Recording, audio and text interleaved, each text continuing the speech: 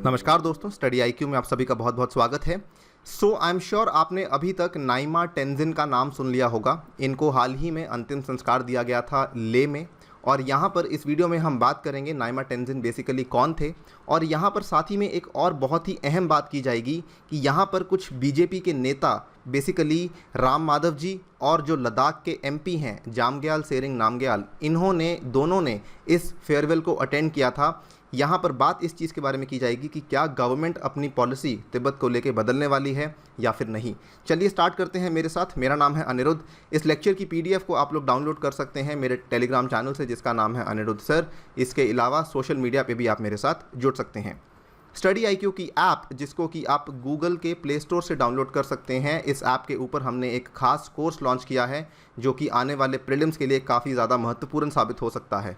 जो आने वाला प्रीलिम्स 4 अक्टूबर को तय है, इसमें यदि आप पिछले 10 साल के पेपर्स को का डिस्कशन जो है इसको देख कर जाते हैं तो आपके चांसेस काफ़ी इंप्रूव हो सकते हैं। सो जल्दी से ऐप को जाइए और इस पर्टिकुलर कोर्स को देखिए एंड अपनी रिक्वायरमेंट के अनुसार इसको बाय कीजिए।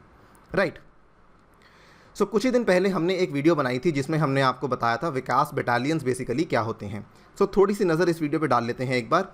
यहाँ पर हमने आपसे चर्चा की थी कि स्पेशल फ्रंटियर फोर्स एक पर्टिकुलर फोर्स थी जिसको कि गवर्नमेंट ऑफ इंडिया ने स्थापित किया था, और इसकी स्थापना 1962 के साइनो इंडियन वॉर के बाद की गई थी।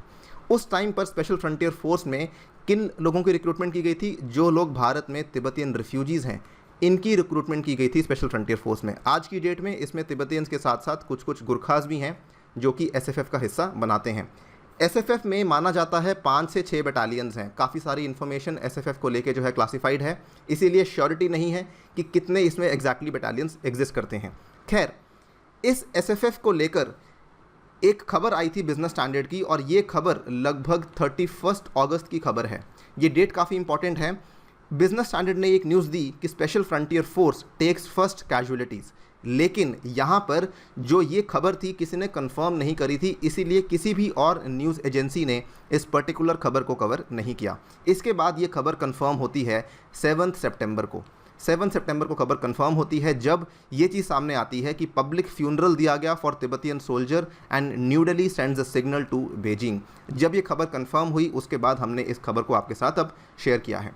सो नाउ कमिंग टू कि नाइमा टेंजिन बेसिकली कौन थे। सो जैसा कि मैंने आपको एक वीडियो में बताया था कि 29-30 अगस्त की रात को चीन ने घुसपैठ की कोशिश की थी, और आपको यह भी याद होगा कि इस बार जो घुसपैठ की कोशिश की गई थी वो सदर्न बैंक ऑफ पैंगोंग सो के लेक के आसपास की गई थी। इस पर्टिकुलर घुसपैठ में यहाँ पर नाइमा टेंजिन का काफ़ी बड़ा योगदान रहा। इन्होंने ये एक तिब्बतियन इंडियन हीरो हैं और ये पैरामिलिट्री यूनिट एसएफएफ को बिलोंग करते हैं। इनकी मृत्यु हुई थी on the night of 29-30 August in eastern Ladakh, and he was finally given a final farewell with a 21 gun salute on Monday. यहाँ पर हम ये भी जानेंगे कि इनकी मृत्यु कैसे हुई थी। बिफोर दैट ये भी जानना काफ़ी इंपॉर्टेंट है कि तिब्बतियन कम्युनिटी जो है लद्दाख में, इन सभी लोगों ने यहाँ पर इनको श्रद्धांजलि देने के लिए ये इकट्ठा हुए, और ये बेसिकली एक काफ़ी बड़ा इवेंट बन चुका था यहाँ पर जो अंतिम संस्कार हुआ था नाइमा टेंजिन का। इनकी मृत्यु कैसे हुई थी? सो यहाँ पर सदर्न बैंक ऑफ पैंगोंग सो के ऊपर चाइना के द्वारा कुछ एंटी पर्सोनल माइन्स लगाई गई थी। ये जो एंटी पर्सोनल माइन्स लगाई गई थी ये सदर्न बैंक के आसपास लगाई गई थी, और इन्होंने इसके ऊपर स्टेप ऑन किया जिसकी वजह से इनकी यहाँ पर डेथ हुई थी। खैर, जो सेकंड इंपॉर्टेंट पॉइंट है वो यहाँ पर ये आता है कि बीजेपी के नेता, स्पेशली जो बीजेपी के जनरल सेक्रेटरी हैं राम माधव, एंड बीजेपी के एमपी लद्दाख से जो हैं जामग्याल सेरिंग नामग्याल, इन्होंने जो इस फ्यूनरल को अटेंड किया, इसको लेकर क्या चर्चा हो रही है।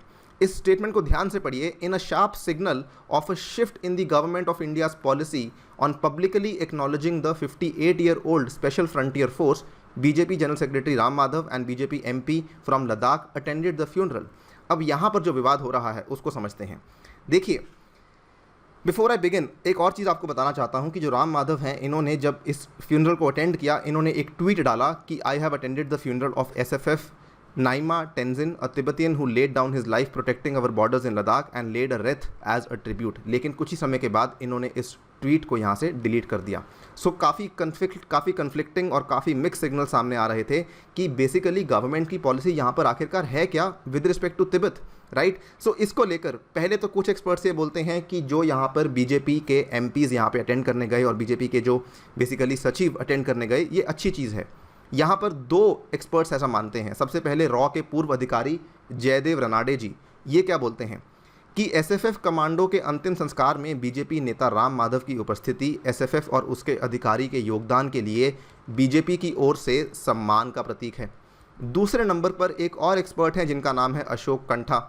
ये बोलते हैं कि it shows it is a part of a larger signalling to China, tentative steps to convey we won't be overly concerned about their sensitivities if they continue to ignore ours, right? So ये उनके sensitivity को कैसे basically ignore करता है, because जो SFF की force है वो तिब्बतियन रिफ्यूजीज़ के द्वारा बनाई गई है। इसीलिए ये बोलते हैं कि हम यहाँ पर अगर पब्लिकली किसी फ्यूनरल को अटेंड कर रहे हैं तो ये दिखाता है कि हम उनकी सेंसिटिविटीज़ को इग्नोर कर रहे हैं। ये हैं कुछ एक्सपर्ट्स जो मानते हैं कि बीजेपी के नेताओं के द्वारा इस फ्यूनरल को अटेंड करना एक अच्छी चीज़ है, और ये कहीं ना कहीं ये भी दर्शाता है कि भारत जो है उसकी पॉलिसी टुवर्ड्स तिब्बत शायद बदल भी सकती है। लेकिन वहीं पर दूसरे नंबर पर आते हैं दूसरे एक्सपर्ट्स। ये कुछ एक्सपर्ट्स ऐसे हैं, वो ये बोलते हैं कि यहाँ पर ऑफिशियल्स का गवर्नमेंट पॉलिसी के विपरीत जाते हुए इस फ्यूनरल को अटेंड करना सही नहीं है। ऐसा क्यों? क्योंकि उन्होंने कहा कि यहाँ पर it can send conflicting signals internationally. Secondly, ये यहाँ पर अमिताभ माथुर जो कि गवर्नमेंट के एडवाइज़र रह चुके हैं ऑन तिब्बतियन अफेयर्स, इनका मानना है this can be quite meaningless and even misleading if not backed by a firm commitment to a practical, robust and a coordinated policy. I will come back to this particular phrase कि इसका मतलब क्या है। यहाँ पर आपको बता दूँ गवर्नमेंट की पॉलिसी क्या है, इसके लिए आपको एक उदाहरण समझना होगा।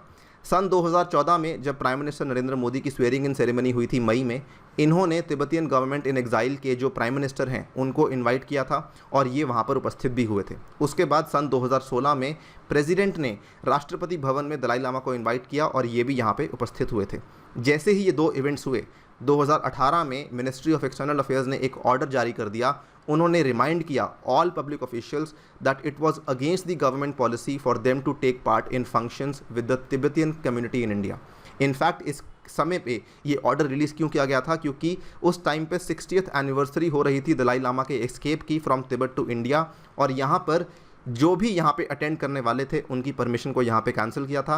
And an international parliamentary conference on Tibet it was also cancelled, जो कि भारत में होने वाला था। सो एमईए ने साफ साफ बोल दिया था कि हमारी पॉलिसी तिब्बत को लेके ऐसी नहीं है, आप उनके साथ किसी फंक्शन में भाग नहीं ले सकते हैं, उनको किसी फंक्शन के लिए इन्वाइट नहीं कर सकते हैं।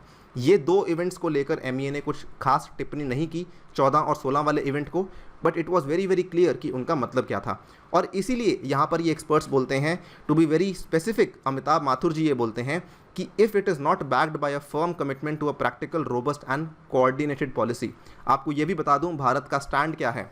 भारत का ट्रेडिशनल स्टैंड ये है कि भारत ने तिब्बतियन ऑटोनॉमस रीजन को हमेशा से ही चाइना का हिस्सा माना है। इवन दो भारत के अंदर आज की डेट में दलाई लामा जो हैं वो स्टे करते हैं और अपनी गवर्नमेंट इन एग्जाइल को रन करते हैं, एंड साथ ही में कई सारे तिब्बतियन रिफ्यूजीज़ भी हैं जो कि भारत में आज की डेट में पनाह ले रहे हैं।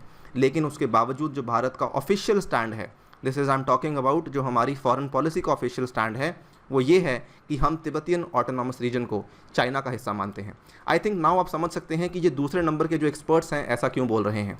But what remains to be seen is कि यहाँ पर इतने बड़े इवेंट में यदि हमारे नेता हिस्सा ले रहे हैं, इट इज़ हाईली पॉसिबल कि भारत की तिब्बत को लेकर जो नीति है वो बदल भी सकती है। It remains to be seen, जैसे ही उसमें कुछ डेवलपमेंट होती है हम आपके सामने पेश करेंगे। On that note I take your leave. Thank you for listening, stay tuned and stay safe.